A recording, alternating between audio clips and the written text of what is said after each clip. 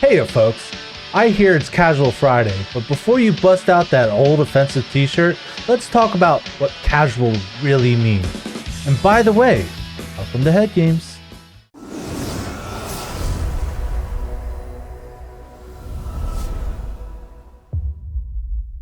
Greetings and salutations, everybody. My name is the Zombie Apocalypse, and just remember, all we want to do is eat your brains. That doesn't sound unreasonable. It's not like we're going to eat your eyes. Hello again, friends and opponents. I'm Jetrex. I just did my genealogy report, and apparently I come from a really long line of wizards, and they're all named Tim. Now, the real question is do any of them have horns on the side of their head? I sincerely hope so, but I did not get pictures. Well, thank you for joining us on the Head Games Commander podcast, where we talk about the Magic the Gathering Commander format. Tim, what are we up to this week? This week, we are going to talk about some truly powerful cards. Because the game of Commander, it expands a little bit more each year, and that makes it harder to accurately assess power level. And there seems to be a growing divide between what's considered casual commander and what's considered competitive commander, or CEDH. And there's currently no official distinction between them. So, we're going to talk about the difference between casual and competitive play, and we're going to talk about some cards that might be too good for casual. And just so you guys know, we know what's best, so you should listen to us. But the Experts. we're experts in the field of Magic the Gathering. Anyway, so Tim, what's the difference between casual and competitive play in your eyes? So I think when we talk about games in general, when we start to explore this idea of casual versus competitive, we can include other games. I do a lot of gaming outside of the Magic world. And there's definitely a distinct difference between what you would call cooperative play and competitive play. And Magic is inherently a competitive game. You are literally trying to defeat your opponents at the table. 1v1, it's very clear you're trying to kill the other person before they kill you. Commander is at least a little bit more, because the politics come into it because of it being multiplayer, but still the goal is to win. The goal is to be the person who is victorious at the end of it. So this conversation is really about how much do we value fun and the kind of social experience of playing in a multiplayer format, and where does that land versus being the winner? What do you think? So you hit a lot of the nails on the head here, but like I look at it as like you have two types of Magic players, right? You got the Spike, and then you got the Timmy and Johnnies, right? And no way to play Magic is wrong, right? So the Spikes are gonna want to win any way possible, and that's what's fun for them. Where me, I like to have dinosaurs with laser beams and jetpacks and running with scissors and stuff. It's just all sorts of crazy, fun things to happen. But like you can do a good mix of both too. Like I have some fun decks that are kind of powerful. But I think the clear line is like if your main objective is to win, you're leaning towards more of the competitive. But if you're looking to have some crazy stories to tell your friends, or just have a podcast and have everyone watch and listen, maybe the casual is a little bit more your speed, and that's totally fine. I think you make a great point there about asking yourself, what kind of Magic player are you? And maybe even a simpler version of that question is, what do you seek to get out of the game? Am I walking up to the table with the intent to kind of dominate, to put my cards down, find the right strategy line, and win the game as quickly as possible? Is that what I'm really here about? Or am I also motivated by I'm also motivated by the desire to kind of have a full experience, have everybody at the table be able to participate in a meaningful way. So I feel like if you're factoring in that second column there, that you're leaning towards a little bit more casual, because I think everybody shows up wanting to win. Sure. Um, at least on some level, I think that is number one priority. But the question is, are you including this other aspect? I think most people do to some degree. But what really measures the difference, I think, between how casual you are is how much are you prioritizing that kind of group fun aspect of it. Right. And I think another thing that kind of lines up with this pretty well is like how interactive of a game are you looking to have? Are you looking to Mm, just do your thing and stop everyone else from doing their things so you can win? Or are you looking for, just like something that will like whatever happens happens. And right. whoever happens to have the fastest engine wins the race. Like, and that's okay too. I think the just having a less interactive game would lead more towards a casual game versus a spiky game. But there's also times where like a competitive game can just you get a bad 7 or you don't have the right piece of interaction, so the interaction in your hand doesn't do what you needed to do, and they win on turn 2 because of it. So it's a toss up, but I think those are also another thing that can lead towards whether you're more of a casual or competitive player. And I think you can apply some of these ideas we're talking about as an individual asking yourself this question. You can apply some of these ideas to your deck building. Like, how much are you taking into consideration how this card, whatever it is you're thinking about putting in your deck, how much are we taking that into consideration when it comes to our deck building choices? Because the truly competitive player is really not going to take that into consideration. So let's use a practical example, right? Like Turgrid, the God of Fright is Uh, a card where that people tend to not play because it creates such bad feels for other opponents, but it is objectively a very powerful and strong card. I don't even know if it qualifies as something CDH players would look at, but the point is that if you are asking yourself the question, is this causing bad feels for my opponents? If you're on the you're casual side, actually right, you may be leaning towards casual. If you are looking at a card and that thought pops up, "Hey, should I consider how this will make other people feel?" And the inside of your brain is going, "Who cares?" Maybe you're competitive. I don't know. Right, right. Yeah, I think we nailed that question pretty good. And then that's gonna inform our conversation today as later on as we get into the cards that we're talking about. We are going to ask ourselves like, why do we think that these cards don't fit into that competitive scheme? And in some cases, it is exactly that. It is this creates a real bad feel in certain circumstances, and the kind of things that don't allow other people to play. Those can be really troublesome in that area. Agreed.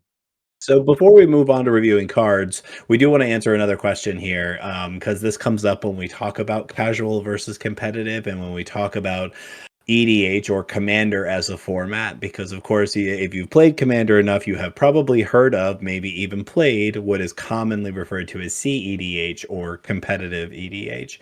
And the question that we'd like to discuss at least a little bit before moving on is there some consideration for separating these formats? So I'll let Zombie touch All base right. first. What do you think? So my hot take is no, I don't think it needs to be separate. That's what rule 0 is for. Or even like at magic events, like they kind of have it like they have 3 different degrees of difficulty: casual, competitively casual, and then you have your CEDH tables. So I don't think it needs to be separate. I think that would put more work on the shoulders of people that don't necessarily need more work. Um, and also, like as long as you're open with what you're trying to like talk about before the game starts, like, hey, what are we looking at here at the beginning of the game? And sometimes you're going to get a turn 3 Godo death that just came out of nowhere when sometimes that happens because Right. they're just like, I want to play this deck, and they don't really tell you what the capabilities are beforehand. And you know what? You just shuffle up and play a different game. Maybe get a more powerful deck to bump them up to or bump up to their level, or you have them change decks and they lower down to yours. So like I don't think it needs to be different. Like I think it's just a lot more maintenance than it would be worth. So Tim, So what are your thoughts? when I think about this, I think there's merit to your argument. I really do. So the question always has to be, in order to ask, should something exist? The question that immediately has to follow that is, does the benefit outweigh the cost? Mhm. Right?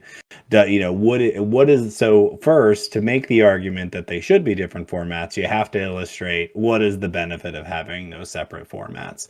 And you touched on this a little bit, and it is the rule zero conversation, or for those who don't use that terminology, the conversation that hopefully occurs at the beginning of a commander game, where the people around the table talk about what their power level of their deck is, and if they have a good fit in terms of power level. Because if there's one person that's truly unbalanced, they're going to run away with the game, and that's not going to be fun, right? Or if everybody is okay with playing what feel like competitive decks, everybody knows that expectation walking into it, they bring their most powerful deck, and they just they pull out the rocket launchers and see who blows up first. So the argument, I think, in favor of considering separate formats is the improvement of that conversation, Sure. which is to say, basically, if you were to make separate formats, you could include separate ban lists, and by including separate ban lists, you could say, is this a CEDH deck or a regular EDH deck? And you would know that with a CEDH deck, there's a certain list of cards that are not approved to be played, or the other way around. Really, Right. it would be the EDH deck that had more of a ban list to it. So it would actually regulate the power level better than people do now, because as we know, the power level is very subjective. We experienced this quite a lot, My where deck people is a say, yeah, 7. My deck is your deck a is 7? my deck's a 7. Of course it's a 7. All of my decks are 7s. Because I don't want to talk bad about my stuff because they apparently a 5 is bad. And Right. and I don't want to oversell the capabilities of the deck by putting it at an 8 or a 9. So where's 7? Right. So that's the challenge, right? Is that we even when we have those conversations, we may find that we say that our deck is a 7 or an 8 or even a 9, and then we play the deck and they go, "Oh my god, that's a 10," just because it went off really well. So if you had separate lists of cards that were approved, you could have a different conversation. It would mean that there is another system Right. making it so that you could only include certain cards in this list. So, and that kind of, it's a philosophical question, right? Is more regulation a good thing? And that's a very, very long and complicated I conversation. I don't think that's The a question, conversation for this podcast. It would take too long. well, it's interesting that it exists in this realm as well. Mhm. And because Yeah. this is a very human conversation that we ask all the time, does it make sense to make more rules to govern whatever system we're trying to improve?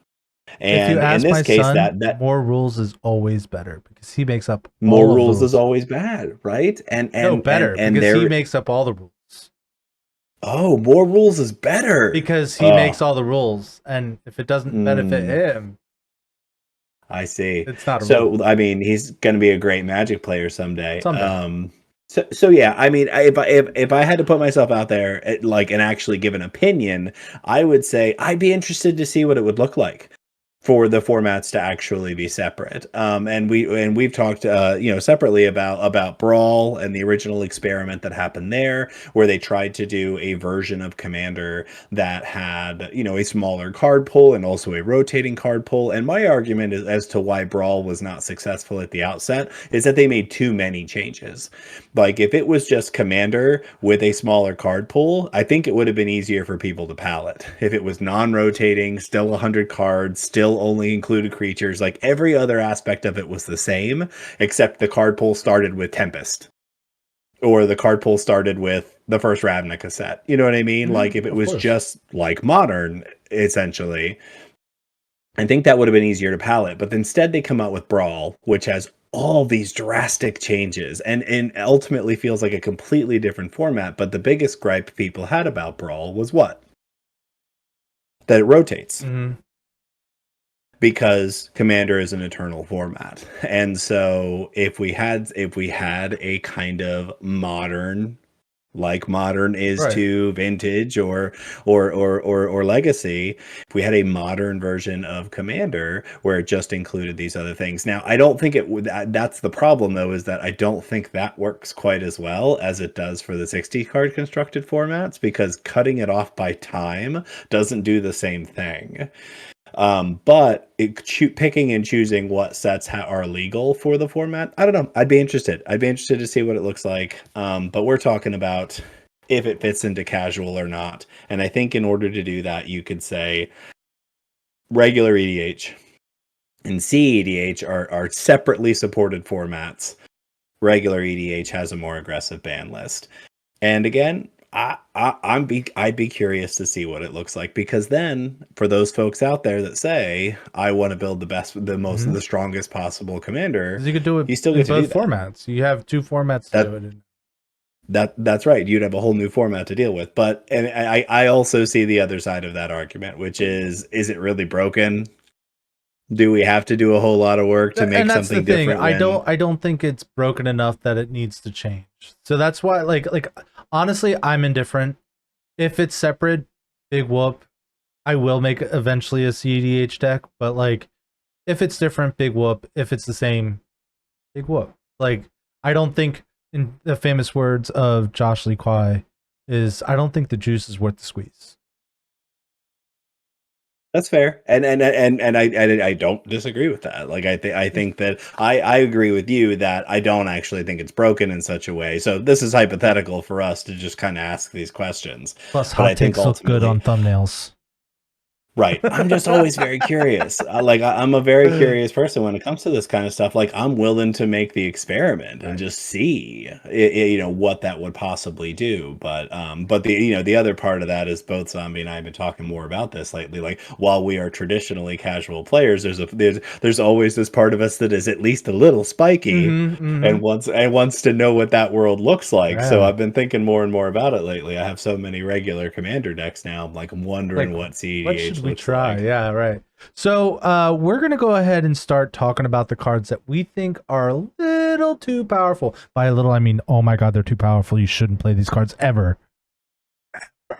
No, but seriously, if you're looking to be on the more casual side of things, um, these are kind of cards we are looking to avoid when we're building our decks, essentially. Um, some of Right. them are super pricey, so like it makes it easier to not have it in the list.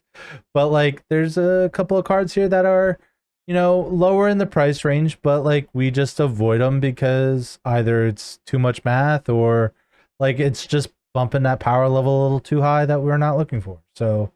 Uh so Tim, what is your first card? So the first one was an easy answer for me. It's Mana Crypt. So Mana Crypt is a zero casting cost artifact. At the beginning of your upkeep, you flip a coin. If you lose the flip, Mana Crypt deals 3 damage to you. It taps for 2 colorless mana.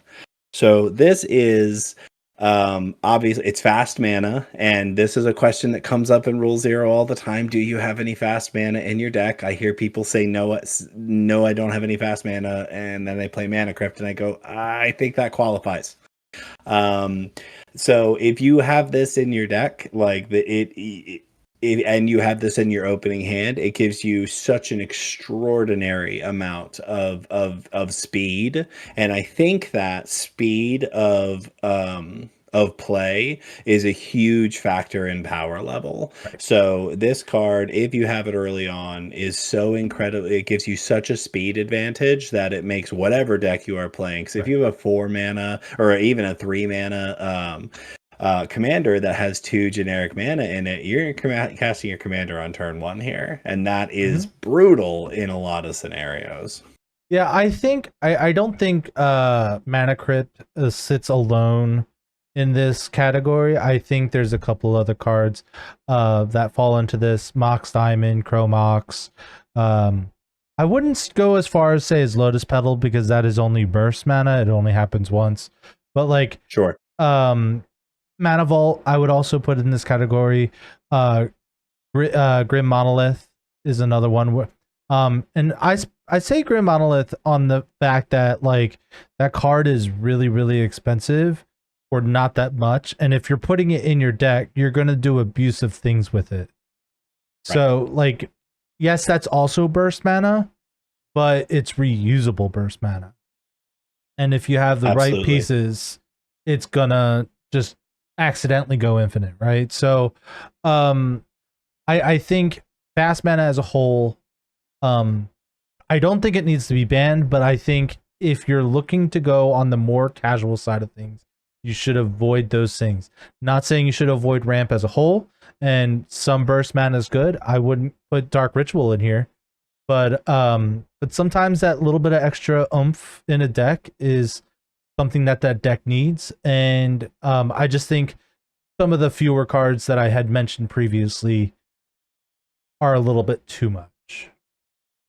Right. And I think, and again, I chose this one in particular because I think that it is very clearly fast mana. Yeah. Zero casting cost artifact gives you 2 colorless mana. And yes, it does you damage, but you don't have to do any tricks to untap it. You just have 2 extra mana for the rest of the game. And it doesn't, as you said, it's not burst mana. It doesn't give you a little bit just once. It gives you 2 more mana every turn for the entire time that you have it out. So if you get this out early, the incremental benefit that you get over time is gigantic. It is also an incredibly expensive card financially, and Yes. so I think that this is actually a good rubric. Is that once you start getting up to a certain price range, I don't know what it is these days because things have gotten really bloated and inflated, Yeah. but like this one's more than 100, more than two in some printings. Like it is it is an expensive card. I would say the average is somewhere around 200. So it is, for all of those reasons, I think that if you have this in your deck and you're saying that it is a casual deck, you may want to take a look at that. Yeah, I 100% agree with that. So, yeah, What's this your first? my first pick. Everyone's gonna hate me for this, but I think it's Ristic Study. Yeah. I think the let me read the card. Ristic Study is a 3 mana enchantment. It's 2 generic and a blue. It says whenever an opponent casts a spell, you may draw a card unless that player pays 1. The problem that I have with this card is you are getting value for free. And it's really good value because let me tell you, in a casual table, do you know what they're going to say? No, I'm not going to pay the 1. That's the problem. So if you see a Ristic Study, please pay your taxes, people. I am tired of losing games for paying my taxes. And someone else is like, no, I'm going to cast 4 or 5 spells, and then the other player wins because of your actions. There's nothing I could do about that. I mean, yes, I could remove Ristic Study. Everything on this list dies to removal. I don't care. Okay, people. Says the guy who has won so many games because the Kairos study out. You know what? You're You, not wrong. you're not You're wrong. not wrong. You're not wrong. And here's the thing. Like, can we get a shout out for the fact that this was printed at Common Yeah, and that's. has and is now a mythic in some printings? Oh, I thought it was an It, uncommon. no, it was a common in Oh, Prophecy when it was originally no printed. shot. If you can imagine, it was actually seen as a bad card. Who would have thought, right? Because it's the multiplayer format that makes this Whew. so abusive. And if anybody who's been at a table, like I know that there's number crunchers out there, people who could tell you that the number of times that you successfully resolve Ristic Study and how many of those games that you win, this one's up there. It Yeah, definitely gives you an inordinate amount of incremental damage. And remember that, drawing all those extra cards just gives you more options and things to do. So even if it just taxes your opponents, it still works incredibly well. right. It Right. either works as a stacks piece, or you're drawing more cards. Both of those are good things for you, and you can just draw. You can just set it and forget it. You don't have to keep paying attention or do anything about it. It just gives you one kind of value or another. Also, a fairly pricey card from a financial standpoint, Yeah. and this one, I know why it's on the list. I could see, this has been printed a whole bunch of times, and it is an expensive card. If you're skillful at playing, you can play around it. I think that my next pick shares a lot of qualities with this for that reason, for those Right. reasons. But I do think, this is one of those cards where I actually started pulling it out of my more casual decks because Right. it gives that feeling of like this is the most powerful card on the board right now. Yeah, I mean the thing with it is it's like hidden value. When someone wins a game, they're not going to be like, "Oh, well, Ristic Study won them the game. Them casting Right. the spell that killed me is what won them the game." But they wouldn't have drawn that spell if it wasn't for the Ristic Study drawing them 20 cards. So like Yep. it's like a underlying threat that people just don't understand how scary that card really is. So please get this off my list. I'm still going to keep it in my Door to Nothingness deck. No one can change that.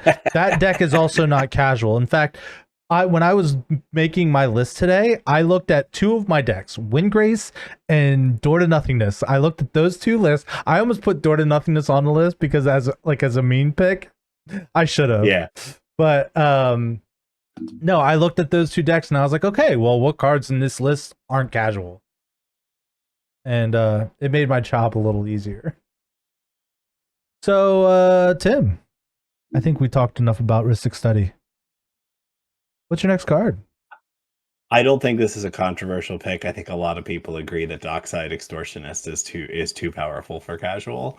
Dockside Extortionist is 1 and a red. It's a 1/2 Goblin Pirate. When it enters, create X treasure tokens, where X is the number of artifacts and enchantments your opponents control. So if you played Commander, chances are you've seen this across the table at some point or another, and you have seen it garner an opponent an extraordinary amount of treasures, or maybe just a meager amount of treasures. I'm guilty. But this card's also incredibly easy to abuse because it's on an enters the battlefield effect on a creature. So we all know this immediately combos with anything that allows you to bounce a creature regularly, the right amount of treasure tokens or artifacts, enchantments on the board, and the Sabertooth, Teamer Sabertooth. Mm-hmm. Like immediately gets you to infinite mana, 2 cards. It's not hard, but the thing that really makes this, I think, for me, too good for casual is the price tag. Like if this card were more available and everybody could play it, I would not feel so bad about it.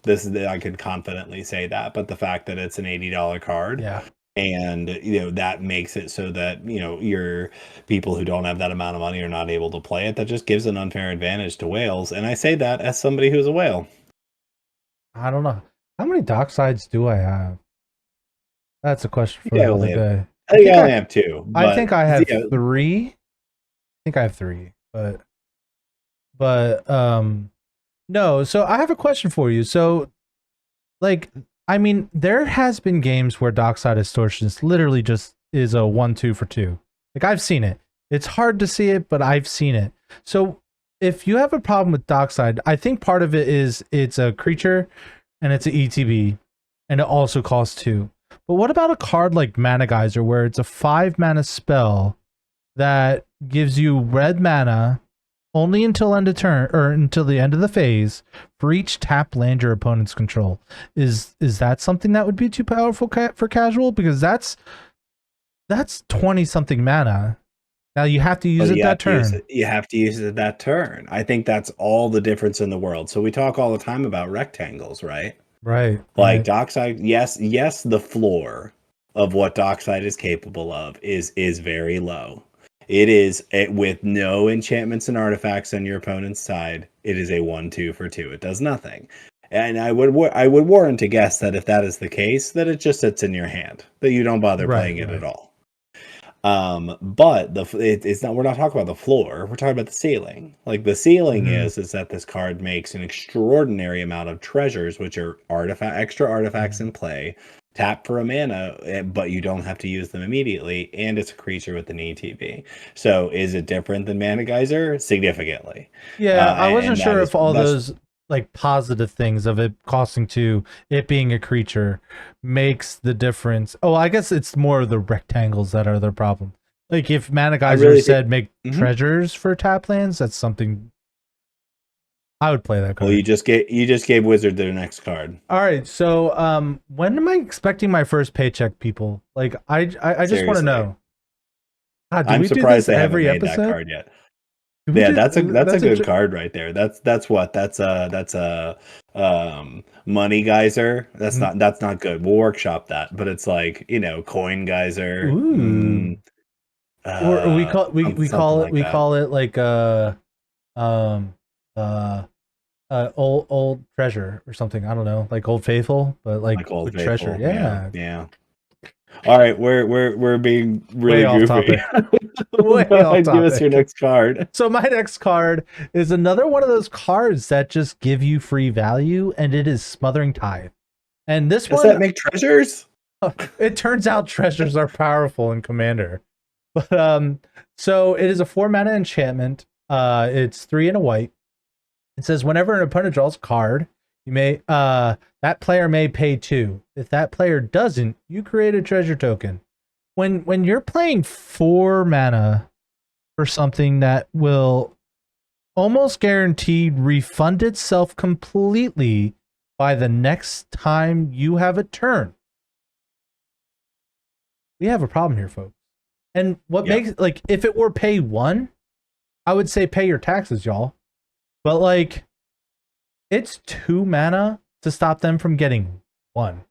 That's the problem with this card. If they made it a little bit more balanced, I think it would be okay. Or if it said whenever an opponent draws their first card, they may pay 2. But it says for every single card, people. Do you know what I like to do? I don't like tutoring my deck. Do you know what I like to do? I like to draw cards to find my answers, Tim. Okay? And when a Smothering Tithe is on the other side of the table, it says, I'm going to be rich, people. Now, I will put this out here. I, too, also play this card. But sometimes I'm not a filthy casual. Okay? It's Sometimes true. sometimes you just gotta have that extra bit of oomph to send your deck to the next level. I mean, the interesting thing about this card, and I know I'm probably just repeating what other people have already said here, is that like this is a tough one on the list because I agree with everything you said. The design of this card makes it uniquely powerful in Commander because you have so many opportunities and everybody's trying to draw extra cards. You can also combo this with the things that make everybody draw extra cards Temple to make it Bell, like even Howling more Mine, likely that you're going to get the treasures. Right? Even Howling Mine becomes way better with this card on the field. which play And Howling the Mine, two y'all. I mana love that it is card. a huge deterrent. It really, really is. But white it is the worst ramp color. Mm-hmm. So this went a long way towards fixing that. But again, like others on our list, not quite so bad. You can pick one of these up for somewhere around $25, maybe a little bit more than that, but not bad. They've reprinted it enough in the past couple of years since its original printing, so it's not as bad as it could be. But it is a staple. You're gonna see it everywhere. I really do think that, if I were making a list of things to consider for shifting into a different format, this would definitely be on there. Yeah. So I've raged enough. In fact, I feel like a vein pulsing in my brain here. I think we need to switch to the next card. So Tim, what card do you got for us today? The next one on my list is Fierce Guardianship. This is 2 and a blue. It's an instant. If you control a commander, you may cast the spell without paying its mana cost. You can counter target non-creature spell.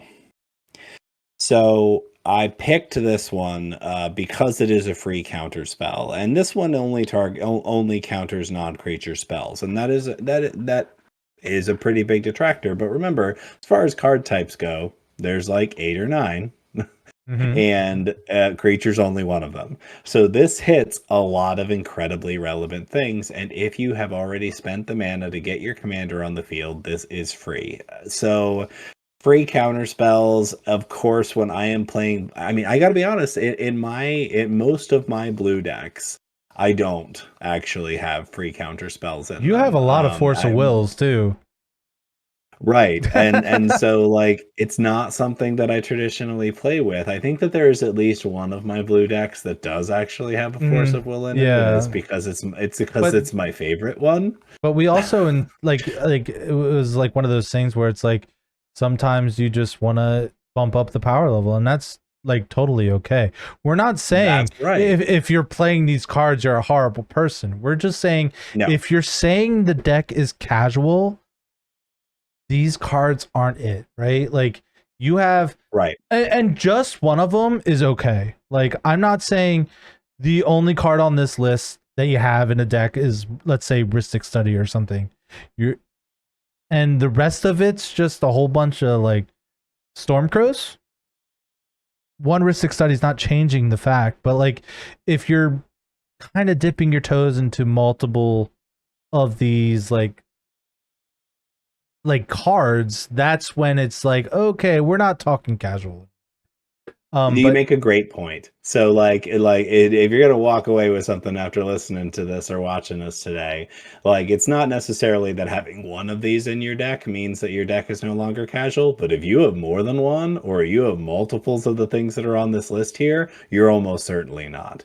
So, and I think that there are a number of free counter spells. This one, Force of Will, active Pact of Negation. I negation, think the right? downside to Pact of Negation makes it balanced enough to probably maybe not be included, but there are a couple of them.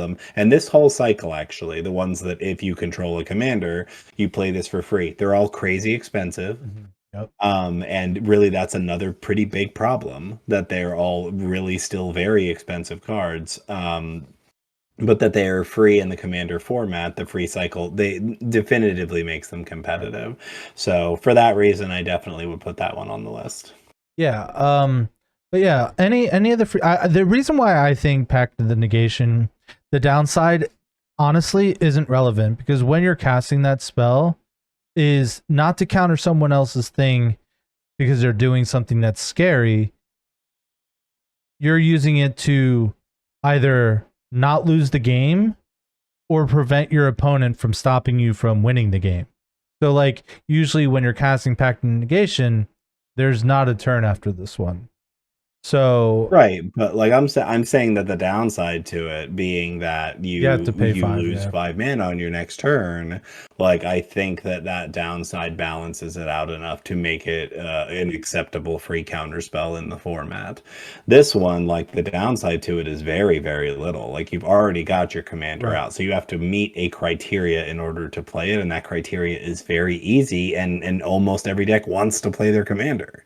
Right. So that's my difficulty with it. No, I 100% agree with everything you said. So I think we're going to go ahead Let's and keep it moving. yeah, we're going to head Yeah, into my next card. what's your next card?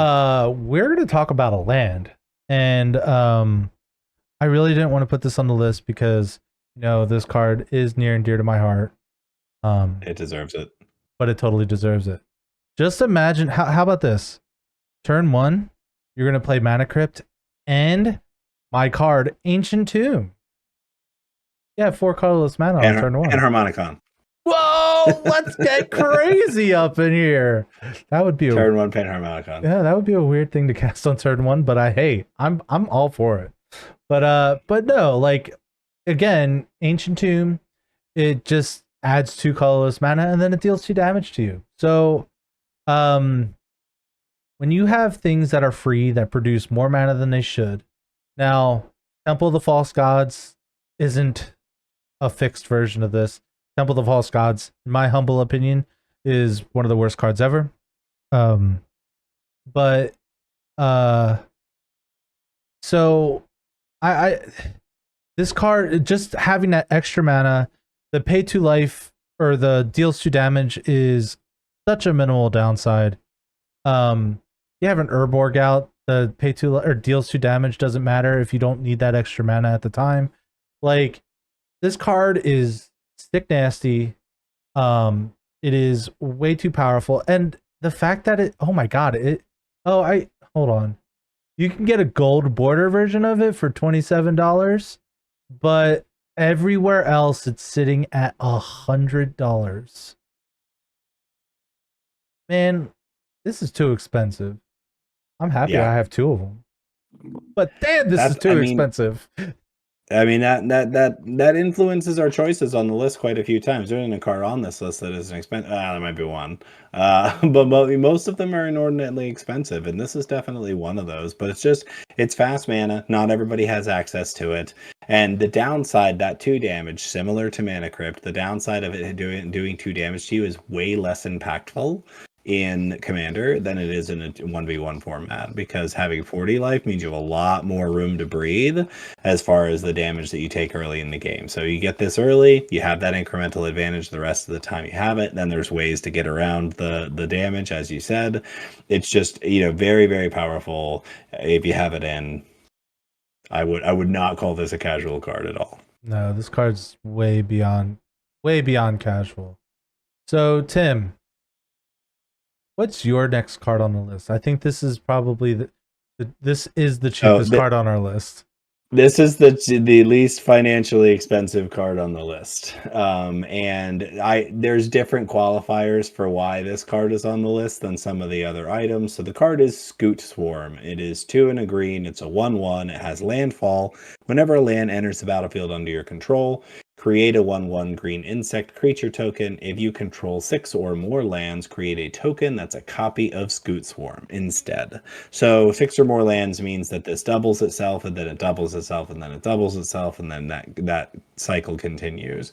It gets out of hand very quickly. When I say out of hand, it actually mathematically exponentially grows, and that is very hard to keep track of and makes for very complicated games, and what I would consider to be very not fun games, because Right. everybody has to sit around and argue about the math. And even if Mhm. you are the person who's playing the card and you are very good at it and you already have it figured out, it is an incredibly powerful effect on the field, different than the rest of the items on this list that just give you a generic incremental value and are obviously good in almost every situation. You have to jump through hoops to make this card happen. But in my opinion, this card is such an incredibly potent combo piece that it only belongs in decks that are going to immediately win with it. If you are playing this card and just getting a million tokens and not immediately being able to win with them, Right. that feels bad to me. Throw a Perforos and at the same time and just end me now. Math is too Yep. complicated. Like Win it, the game. like oh, how many times have I mean, there's also been times where like I've seen a Scoot Swarm, like they'll play Scoot Swarm and then they'll play like Boundless Realms, and they're like, oh, I'm gonna have 15 lands enter the battlefield. I'm gonna give, you know, X amount of Scoot Swarms. You know what? I don't care because I have a Toxic Deluge in my hand that I'll just pay 1 life and just get rid of it all. Like what you did doesn't matter. I mean, the I just can't. I don't like the math. I refuse to put it in Windgrace for that reason. Um, would work really good with one of my next cards in the list, but I refuse to do it. It's too much brain power. If it were Arena, all for it. Go for it. It Math's breaks not it. an. It breaks it. Yeah, I've seen it break that client, and that's. I know that it feels like a funny inclusion in this list. Even as we're talking about it now, I go, this does not sit in the same category these other cards. But so I'll make the argument clear. My argument here is that this card should only exist in decks that have combos ready to immediately win with it, and that's a level of competitive that I think exceeds casual. So right. and that's the irony of this card, is it feels like a real Timmy card, and I really don't think that it belongs to those tables because it is so frustrating to play against, and if you don't have it in a deck that can immediately win with it. So if you have Impact Tremors, Perforos, or a way to immediately kill with it, great. Right. Otherwise, maybe pick something else. Yeah. For me, like honestly, it's just I hate this card. I hate it so much. All right, like I I Every haven't. landfall deck I put it, I that I've built, I've never put this in it. I refuse to do it. I just won't. Yep. Anyway, All right, let's keep it moving. What's next for you? enough about hating the card. So um, the next card on my list, I'm surprised it took five picks. No, 4 picks. Oh, it's only 4. Never mind. It totally deserves to be here. It is Demonic Tutor. I specifically say Demonic Tutor, and I'll go into that in just a minute. But let's read the card. Demonic Tutor is a 2-mana sorcery, 1 in a black. It says search your library for a card, then just put it into your hand, shuffle your library. It's pretty simple. The reason why I put this on the list and not some other tutors on the list, because this is just 2 mana to find your best card for the situation. I guess I could put Vampiric Tutor in the list too, because it specifically says any card, and that the pay 2 life is not a payment at all. But I will say Vampiric Tutor is card disadvantage, which makes it a little bit more okay. So, but my problem with this card is it's 2 mana to find the best thing, whether it's the other half of your combo, if it's your board wipe that you need. Like, don't get me wrong, I play this cards. I play this card, but I play it in my decks that are intended to be more powerful. Right. I'm not saying all tutors are bad. Like Enlightened Tutor, Mystic Tutor, Worldly Tutor, I'm all okay with those, because A, it's card disadvantage, and B, it says a specific type. So A, you know what they're searching for, and B, the disadvantage, in my opinion, is good. The card disadvantage is good enough. But like, it's this, like, just getting any card makes it so good. I'm okay with the 4 mana pile of, I don't even know the name of the card because that's how bad it is. Because like just it being 2 mana makes all the difference. There's 4 mana ones that, it's diabolic. thank you. But like regardless, like tell me what, like, your deck's not casual if you have a Diabolic Tutor. Absolutely. And really, like, the tutor conversation is a much bigger one. And when we have done exploration into what makes what determines power level of a deck, I will always argue down to the ground that tutors create a consistency in a singleton format. Yep. So tutors inherently up the power level of your deck. Because it makes it so that your deck does the thing that you want it to do more consistently. This is, I think, the single most efficient way of doing that. Because as you pointed out, Vampiric Tutor, while technically less mana, has other restrictions that make it slightly less efficient. And there is an argument that Vampiric Tutor is better, and I can hear that. But I think that this is it. This is the gold standard, because 2 mana just isn't that much.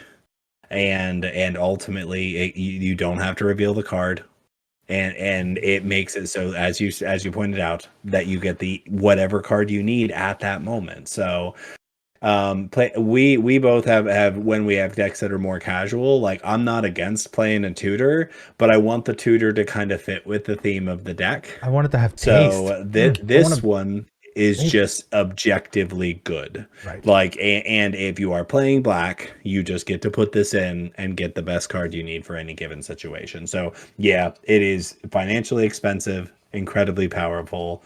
It's kind of one of those things that fits the category of, if you're playing in this color, there's no reason for you not to play this card. And that makes it so powerful that I think the argument is it's probably not a casual card. I agree entirely with that. So I think we've talked enough about Demonic Tutor. What? Oh God, I just saw the card and yep. Go ahead, tell me about it. I feel. All right. My next card is Opposition Agent. It's 2 in a black. It's a 3/2 flash. You control your opponents while they're searching their libraries. While an opponent is searching their library, they exile each card they find. You may play those cards for as long as they remained exiled, and you may spend mana as though it were mana of any color to cast them. So I think in practice, when someone plays this card, you really often only get somebody once, and that's why the card has flash. You wait for them to do their own tutoring, whether it's with a fetch land or something else. You flash in opposition agent and you get to tutor out their card and can control it instead of them getting it. So it is backbreaking. So the reason that this is on the list is that I think this is definitively a competitive card. That kind of interaction where you're really back breaking your opponent Mm-hmm. is, I think, uniquely reserved for competitive. Not to mention the fact that you really, as I said, often only get one person with this. So when you're doing something that's just targeting one person, you really are, that's cutthroat to me. Which again, nothing inherently wrong with that, but I think that just belies a level of competition that fundamentally makes this card competitive. So, I honestly hate this card. Honestly, if it were in paper, or in person, this card, I don't hate it as much. The problem I have with this card is I play over spell table. Searching someone else's library on spell table is absolutely miserable. It's the worst thing you could do. But like, honestly, like in a casual format, this card's not going to do much anyway. You might get someone with a Kadama's Reach or a Rampant Growth or something, but like in a casual format, how much are you searching? If everybody's following our rules as to what qualifies as casual, you're right. I think that that's the case, but there are still lots of things that kind of ambiently search for lands. Evolving Wild search for a land. Yeah, You yeah. know, there are definitely plenty of things that still could possibly come up in this area, but there's some validity to your point as well. But ultimately, like, I just think that the nature of the way this card was designed makes it very clearly for Commander, because it was a Commander Legends card to begin with. Right, right. So, like, really, it was designed for the Commander format, and designed for the Commander format. I am like, if there was a direct to CEDH card, this is it. Yeah. Yeah, what was I going to say? Um I think the design of the card, the idea of this card is a good idea.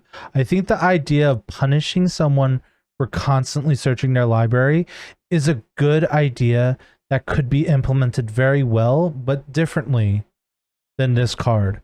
The one card I'm thinking of specifically is Ob Nixilis something something or another, where like when you search your library, you lose 10 life.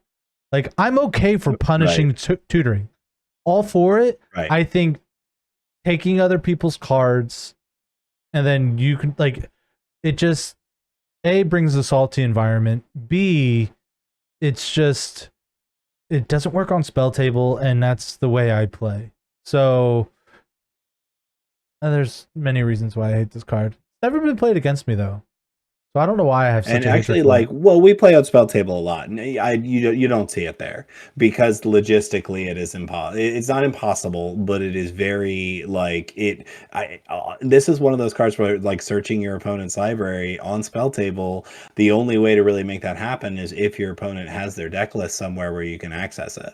Right. And then you would almost also have to be able to private message them to say what card it is because it's supposed to still be a secret. Yep. So it's really you Well, have to I jump don't through a even lot of think they're hoops to supposed make to it know happen. what card you took. Like, unless if it was Yeah, like if they're doing this to a demonic tutor, they're not supposed to know the card that you took from them, like at all. So right. like So it's just like not logistically possible.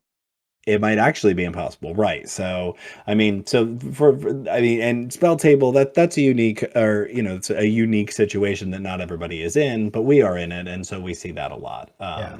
So yeah, but my gripe is much more with the, like, nature of the way that the card is designed. All Alrighty. right, you're up. What's next? So my next card is I'm using this as a placeholder, but I'm saying any card that says what the text box of this card says is not casual in any sense of the term. And the card that I picked was Time Warp. Uh, it's 5 mana, 3 and 2 blue for a sorcery that says target player takes an extra turn after this one. Um, this isn't the best time or like extra turn spell. But like, I'm sorry, having your friends watch you play Magic doesn't seem very casual to me. Okay. It's a tough one. I think in premise, I agree with with what's going on here. But I know that there's a whole it's just not my preferred way to play. I mean, I've made some extra turn decks on in standard formats and Of such, but course. like really, it's But not. but I hold actually on, do. standard is a competitive format. And That's that fair. right there is the complete like it doesn't like it has some similarities, but it doesn't share the same points as you would in a game of Commander. Because Right. when you're taking extra turns in a singleton or not a singleton format, but like a 1v1 format, you're only wasting one person's time. When you're doing it in Commander, you're wasting three other people's time. Well, again, that really comes back to that original question. Do you care about the other people's experience? Or is winning the highest priority to you? And that's the If difference winning between is the casual and competitive. right, if winning is the highest priority to you, and you are really low, like not prioritizing your opponent's experiences at all, or prioritizing it so low down that and this is what that does, because taking extra turns is actually remarkably powerful. So yes, I mean I agree that, and I just don't see it. I really We don't. I don't, don't right? see extra turn spells happen a lot anymore at casual tables anymore, because I think this one, the community has kind of policed itself, where Right. people are just generally like, I don't want to do this to other people. I don't want people to just sit and watch me play. I don't get me wrong. I have run into it. There's been times where like I played a commander game and they'll be like, I have 3 extra turns lined up and I'm gonna cast this extra turn spell. And I'm like, guys, are you okay with just like calling it quits here? Like We're done. we're done. Like I don't want to watch you play Magic for 45 minutes until you might give me another turn. I'll just Right. shuffle up and play a different game. Yeah, let's call it done and keep it moving. Yeah, and that's it. Like if that's your win condition, and you have other people at the table who are willing to say, okay, we're done now. Okay, but um, yeah, it is brutal to play against when it does come up. Yeah. All right. I think we've talked enough about extra turn spells. My brain hurts a little bit because of it. However, we're going to talk about the next card on our list. Tim, what is it? This isn't the only card on our list eligible for the commander slot, but this is the one that I picked in the commander slot. And the card is Joyra Weatherlight Captain. This is 2, a blue and a red. It's a 3/3 human artificer. When you cast a historic spell, draw a card. So what I'm saying here, controversial or no, is that Joyra is not a casual commander. I think that this card is so incredibly powerful in the command zone that if you come up to the casual table with this card and say my deck is a 7, I'm gonna call shenanigans. I don't see it as possible. I have watched too many people take 20-30 minute turns, And just then playing zero casting it artifacts just does over and over and nothing. over and over and over. Dude, oh my god. Um, We had this one game on Spell Table. I think you were there for it. And like I saw it and I'm like, "Oh, so we're having some scrambled eggs, right?" And he goes, "Yes." And at that point I knew I should have said, "Do you have to play it?" But I try not to police what other people are doing. right. If you want to play the deck you want to play, hey, please be honest about it. And he was. He said it was eggs. And I should have just said, "Nah, I'm good." Or let's pick a different deck, right? One that can actually do something about it. But like it was one of those things where it's like I'm trying to get a gameplay for Commander with Randos. I have this new deck that I just built that I really want to play. And when you don't play Magic while playing Magic, that's the problem. Yep. And so there's feel bads here, but even more than that, I actually think that it is so incredibly powerful, just inherently. It's just so good. Like I know that I know that commanders that say draw a card on them are highly, I think that they're higher up there on the list, but I think that this one is way way up there because it's very easy to build around, very easy to populate your deck with nothing but artifacts, legendaries, and sagas. And I mean, not you don't even need sagas, just artifacts and legendaries will do you just fine. Right.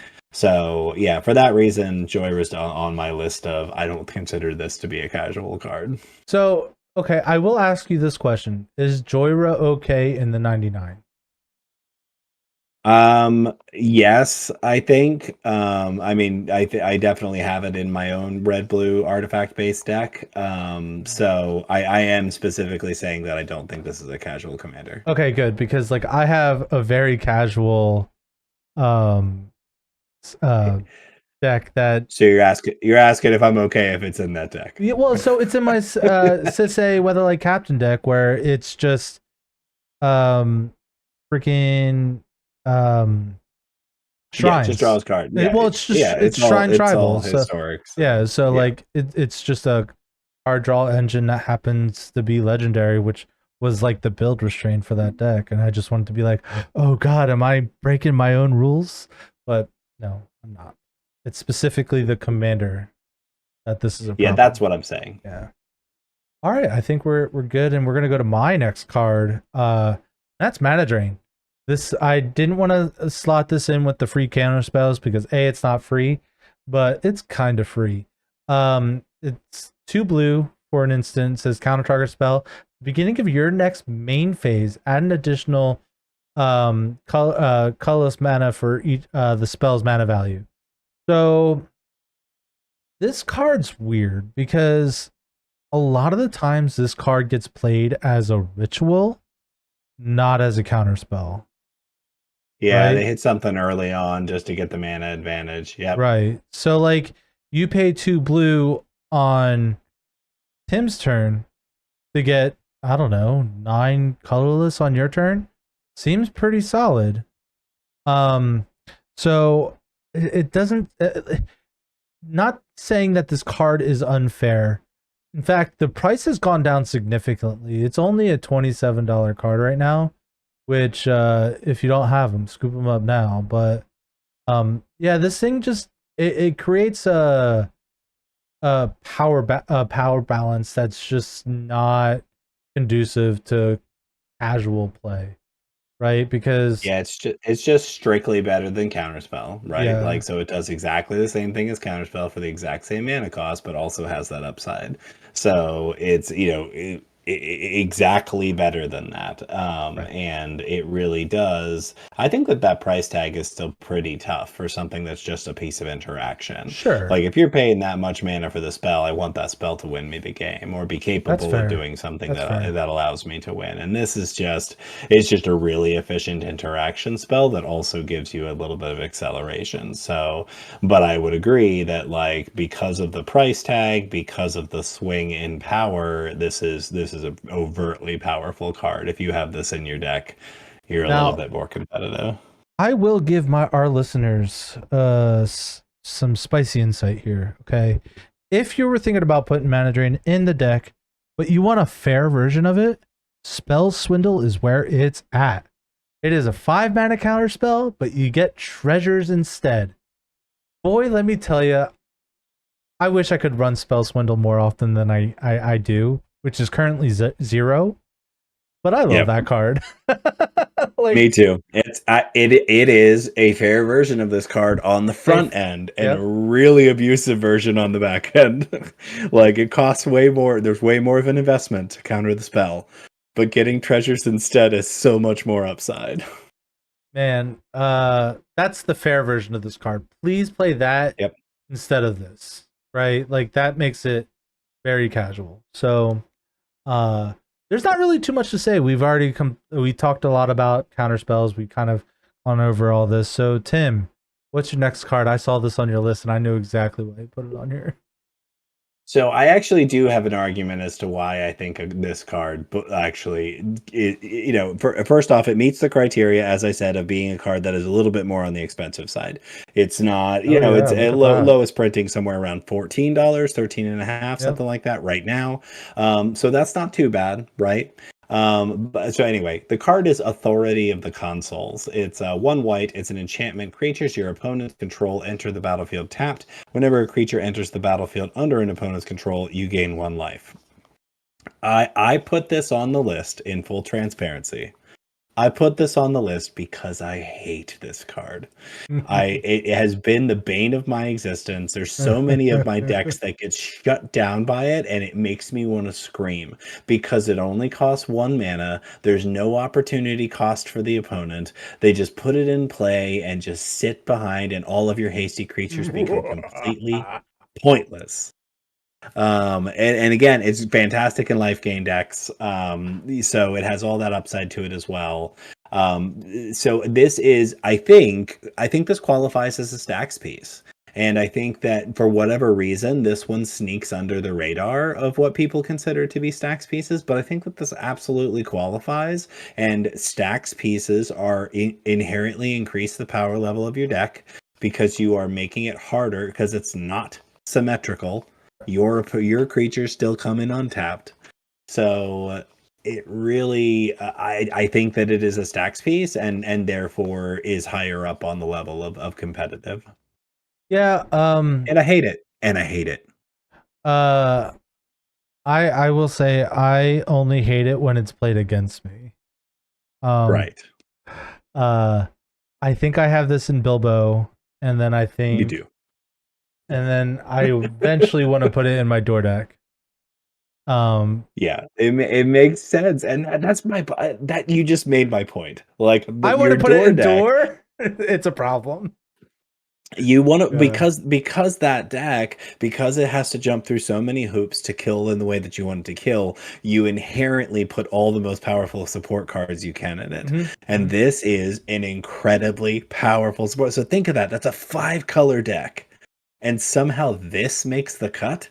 That's how powerful this card is.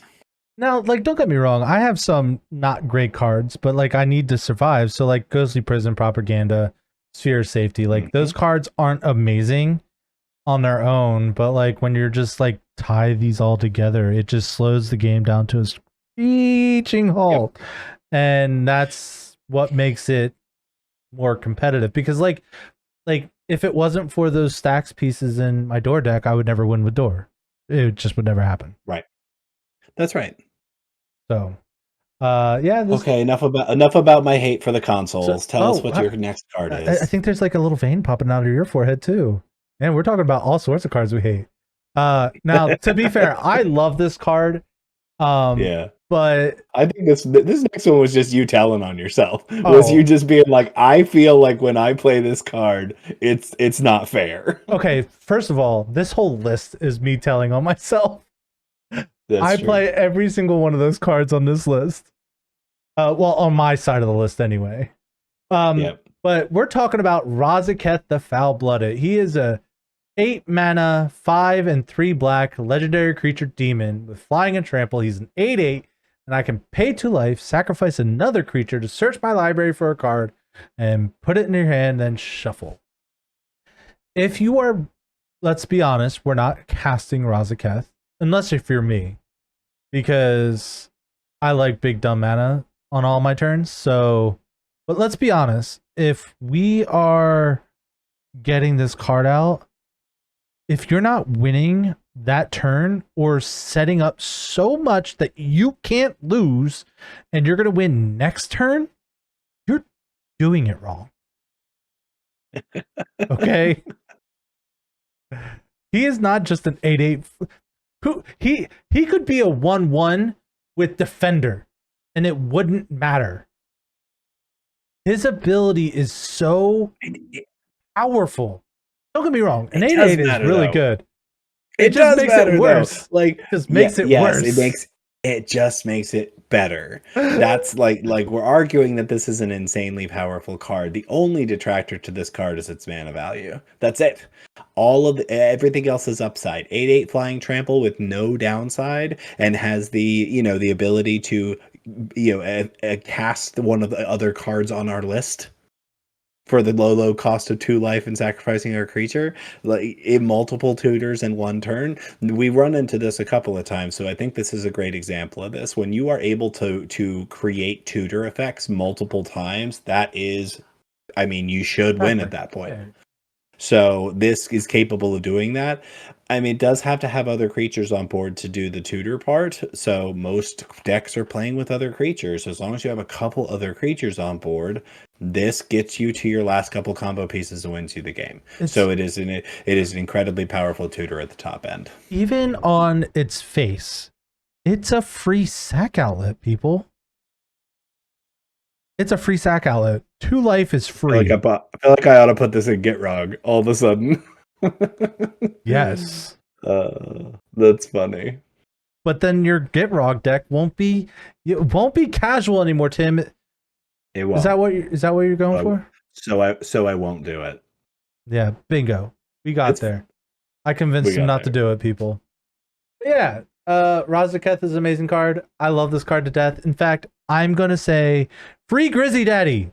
I want to pay 7 life and draw 7 cards. Free him. Take him off the ban list.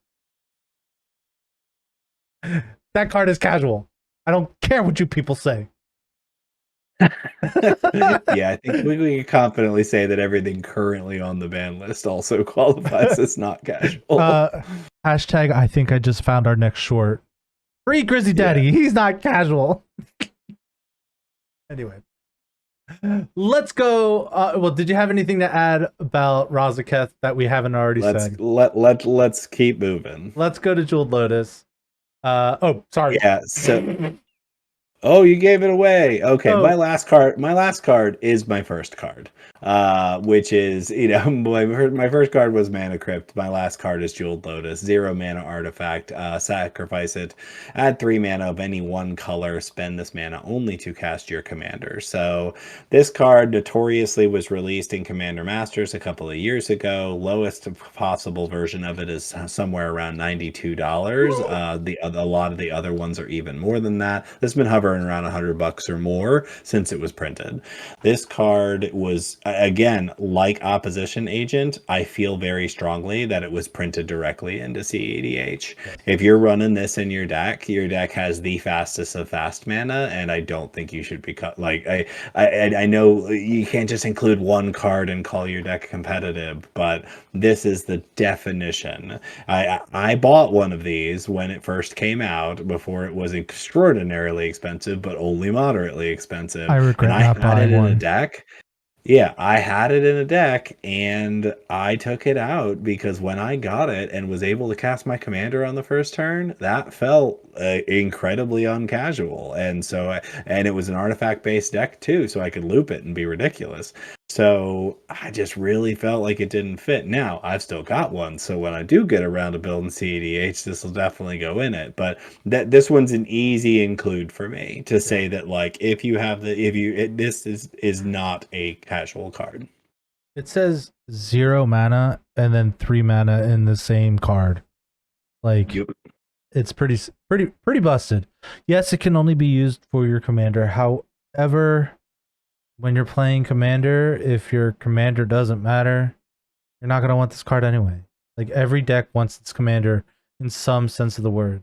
I think I only have maybe 1 or 2 decks that don't really care too much about their commander, but like the commander makes it better. It does. I mean, this makes 4 casting cost commanders, even if they are 2 colors, as long as they're only one specific of one color and however many of the other. Like, this makes them come out on turn 1. It's nuts. Nasty. In the Saheeli the Gifted deck I had, it was doubly so. Like, getting Saheeli out on the first turn is it's crazy good. Getting a Planeswalker on the first turn. Yeah. It's bonkers. Like, this one was an easy include. Alrighty. All right. Drop that last bomb. Let's hear it. I was actually kind of torn on this one. Like, I had 2 cards specifically that I was looking at. Yep. I decided to go with the card that I actually play. And that card is Cyclonic Rift. I will say the card that I was looking at, put it in its place, is Farewell. Man, I hate that card because it just says everything we did before this has no meaning. So anyway, back to the card that we're actually on, Cyclonic Rift. It is a 2-mana instant. It says return target non-land permanent you don't control to its owner's hand. Then it says magical word, overload for 6 and a blue. If you ever see a blue player with 7 mana open, make him have it. Because if you don't, he's going to win with it anyway. Make him have it. We know that there's data behind this one too, that the percentage of time where you cast Cyclonic Rift and then also win is a very highly correlated. Because I mean it's the lack of symmetry that makes this card so broken. Like the fact that it only gets your opponent's stuff and doesn't touch yours, and that it's instant, that you can do it on your last opponent's end step and set yourself up for the win. I'm torn with this one as well because blue doesn't necessarily have a lot of good ways to board wipe. So this is there's enough bounce everything that there's enough evacuation, River's Rebuke. Like there's enough that you can live without this card. It exists. Is it as good as this? Of course not. That's fair. But that's not what we're talking about here. I'm okay with everyone bouncing all their creatures to their own hand. Hell, I would be okay with everyone bouncing all non-land permanents to their owner's hand. I'm okay with that because it's symmetrical. The fact that this is a one-sided board wipe that happens on the end step before they go just pushes it over the edge, man. Wizards. Why didn't you hire me all the way back in Ravnica? And I could have said, making this an instant's a problem. And then, boom. That's a $10,000 bonus. Any one of those things makes it balanced. Like making it symmetrical makes it balanced. Although it wouldn't work the same way because that's not how overload works. Well, so it just says return target non-land permanent to its owner's hand. Then it would work. Because then it would target all your stuff too. If you make it so your stuff can be targeted with it. You don't control. I see. It's you don't control that makes it everyone else's stuff. So it was possible to do it that way. Oh, so absolutely. They could have made it so it gets all the things. Could have made it so that it's a sorcery. Either of those things would have made it a little bit more balanced. But again, this card didn't necessarily take off until Commander really started being a thing. Who would have thought what year did Ravnica come out? Because this is the first Ravnica block. Don't ask. Oh God, like 2002 probably? Yeah, something like that. God, why would I do this to myself? I'm so old. To answer my own question, 2012? Dang. All right. Thank you for making me feel a little younger. Yeah, Cyclonic Rift came out in 2012. However, seriously, if it was a sorcery, if it was everyone's stuff, it makes it fair.